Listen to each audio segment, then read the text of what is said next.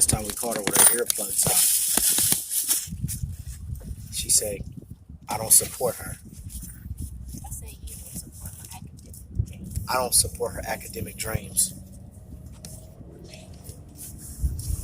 So she said she wanted to be a nurse. I was like, what kind of nurse?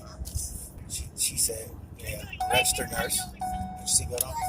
And she said that that I start asking her about different things when it comes to the body, biology.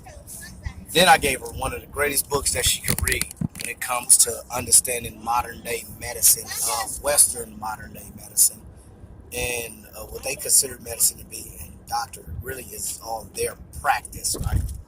This is one of the greatest books you can get, right? This sister breaks it down. And this sister start going into the history and how slavery is tied to basically what's going on now. And so, I got her one of these books. Did you start reading it?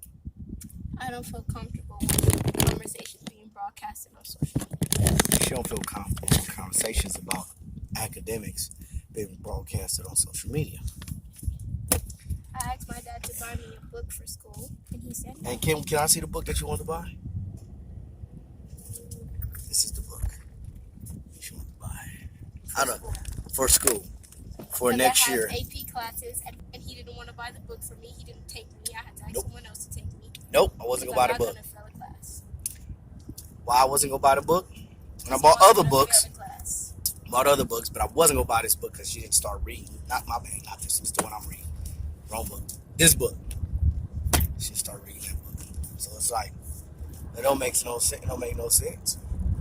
You know, personally, I don't care about college and all that. I don't. It's no matter how many of us went to the colleges and certain. If only thing we doing is going to their colleges to solve other people's problems, we're not. It doesn't matter what you do, what you score, or how great you be. If you're the first scientist that worked at somebody else's lab, if you started your own lab in a lab that's gonna work for us and benefit us as a people. I'm passionate about going to college and doing public school, but he doesn't support that as. I don't support that. Because I don't feel comfortable with this. So we start having conversations that they're going to be having in college, and then a lot of the time she just throw it off to the side. It doesn't matter. But when you get to college, most of the revolutionaries, like we start looking at the Black Panthers, a lot of them was college age students. A lot of the revolutionary mindset come out of a lot of colleges. And then not only that, when we start thinking about the military, a lot of their colleges are bases for their think tanks. They got college war colleges. You start looking up war colleges and look at how many of them pop up. But what does the war college do? Do the war college or any of the colleges in the United States helping and geared towards bringing more business to the so-called African American or American African community? I mean, they got black. I could take you right now to a black college, HBCU. There's two of them, Spelman and Morehouse, and all the way around Spelman and Morehouse is the ghetto. So what good is that college doing to that community? I'm just saying, evidently they not teaching something right. And as a matter of fact, how many professors are like Dr. John Henry Clark, Ivan Van Sertima, Dr. Ben Yakanan? You feel me? How many of these colleges are actually teaching African languages to start gearing the people to go to the continent of Africa and start doing business with the continent of Africa? I'm just saying. I'm well, maybe I'm out the loop. So my thing is, I feel that we just need to start redirecting our young minds into benefiting us as a people and benefiting us as a whole. And if we're not directing them to benefit us and solve our problems, it doesn't matter what college it is. Scarlet Letter, how's that going to benefit her and her nursing? This would benefit more. And then I showed her, I said, look, they got the book on YouTube. You can listen to it, it's 9 hours. No, I want to take notes. You can still take notes. No, I'm a visual learner. Can't learn by listening. Feel me? No problem.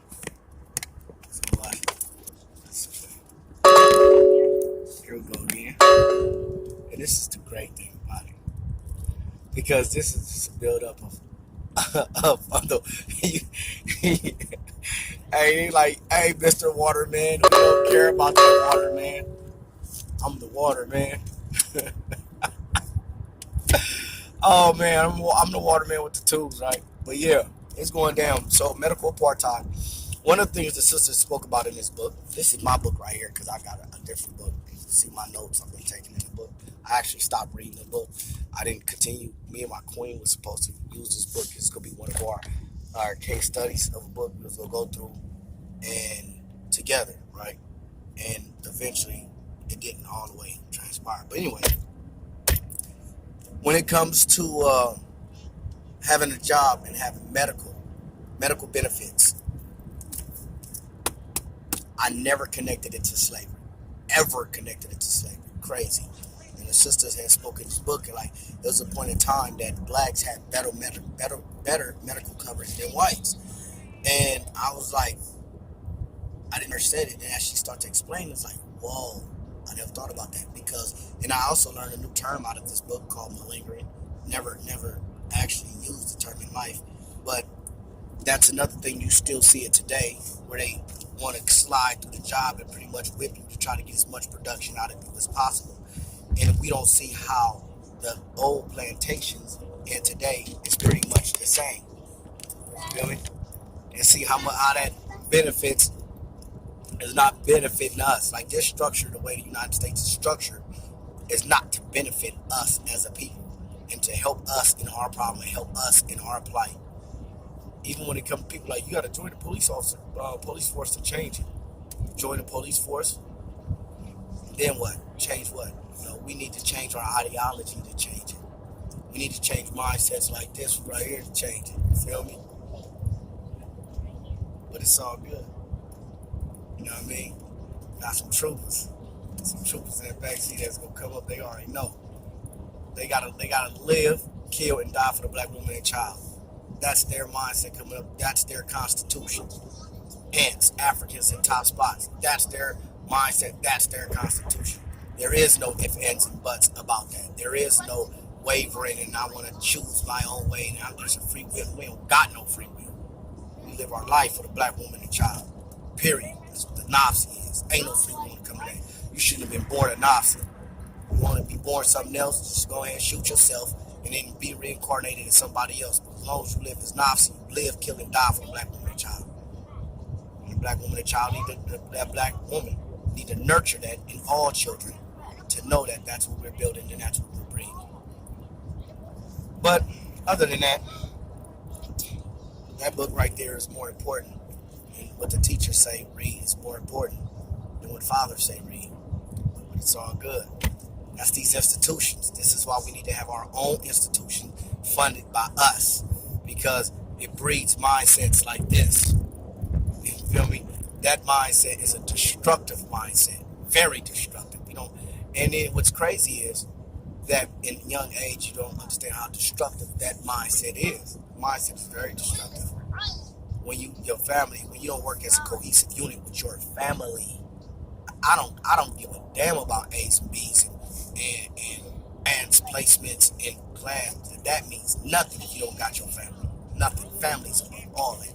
My great grandfather had a second grade education, raised 17 children without the county. He went out there and hunt and they gardened, they dig, made do. He had jobs, worked in catering. Had, I forgot, they said, that's something my mother knew called hot food. I forgot exactly where he got the food at again, but I remember when they said they used to bring it, they like hot food, and everybody used to go and grab the snacks. I think it was like a certain place. They knew he had all those children, so all the food, instead of throwing it away, they gave it to him. You know what I mean? There was a time that my older cousins, my mother's first cousins, it was like they was riding out. He said, "Did I hit him?" He was like, "Yeah." He was like, "Get him." They jumped out, grabbed that roadkill, took it home and ate it. He hit a rabbit, jumped out, got it, and took it home and cooked it home. Now this is a mindset. Let somebody hit a rabbit or a squirrel right now. They ain't jumping out to eat that. Our minds change. And why did our minds change? Like right now, I want y'all to see where I'm at. Right? Look at all these trees. Do you see all these trees? All these trees you can't, and all this greenery, and all this foliage, you can't eat from none of it. It's a problem that you can't eat from none of that. We are pretty much building our societies as food deserts. As a matter of fact, you go look up food desert. It's another thing I'll be trying to speak about. Food desert. What good is having a lot of these degrees don't even teach you about where to find water, how to purify water. Just basics, actual basics in life you need. But they're not going to teach you anything to be able to build your own empire. They're only going to teach you enough to be able to help them solve the problems in their empire. And whoever them is whoever you want it to be. Feel me? Them could be us. If you working against them, you going to school and learn military strategics to work against them, and them could be us. And for the most part, that's exactly what it is. Look at these police officers yelling out when he got a gun, and the brother got his hands up. He know damn well he don't see a gun, but at the same time, he know he's not in threat of a gun. They got a lot of them. The first thing they do is pulling out their blammer, ready to shoot. And they talk that shit about us holding a gun like this when they got their guns like this, right? Boy. Oh, boy. And just a stereotypical thing. Psychological warfare all on television. But me giving books to my daughters, not supporting her academic, I got to go buy with her. And it's crazy. It ain't even I don't know how this is a new teacher that's doing this, and she haven't met her new teachers. I don't know how that works. Pretty much school is out, summertime. You know. But yeah, man, I'm gonna go ahead and leave this address. Just want to put that up. This is a constant fight. So the mission, when I say nation building starts at home, nation building starts at home. When they ask me what you doing for the community, I'm raising children that understand the plight that the Africans, American Africans have, and that the Africans in the diaspora have, and we have in the world in our connection, and that what we need to do.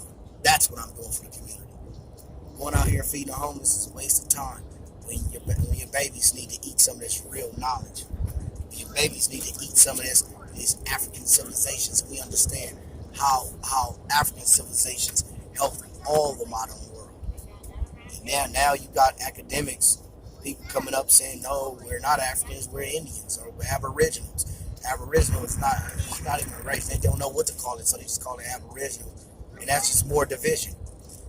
We're not connected to Africa. We was building pyramids first. We got pyramids older than the ones in Egypt. Why do you just say older than all the ones in Africa? Egypt is not the only place with pyramids. But no, they got to compare only to Egypt, and that is finite. So they comparing all of the United States from all of the Americas, north and south, to just Egypt. We try to have that conversation as well, and how that conversation try to get her input on it. That doesn't work, but it's all good. Ain't no force, but you gotta think. And my tactic for this right here is when you start asking for stuff, we're gonna start off with the same conversation. It don't matter. So we're going to start off right where we left off. And matter of fact, after I finish reading through this book, I'm going to get back in this book. And it's the only thing we're going to ever talk about. We're going to be talking about nothing. Unless it's danger, as immediate danger to life and health, we ain't talking about nothing. But African nation building. That's it. Period. And if it costs the relationship, so what? Oh well. Only thing we're talking about is African nation building. That's it. We ain't talking about nothing else. I don't care if you don't go to college and stay in a house. We're going to be chopping it up about African nation building. We're going to start moving on that. If the only thing you do build a beautiful garden in the backyard, that's it. Well, we eating off that thing. That's good. It's African nation building. We do it for ourselves. But I'm going to go ahead and leave this address alone. And power to the people.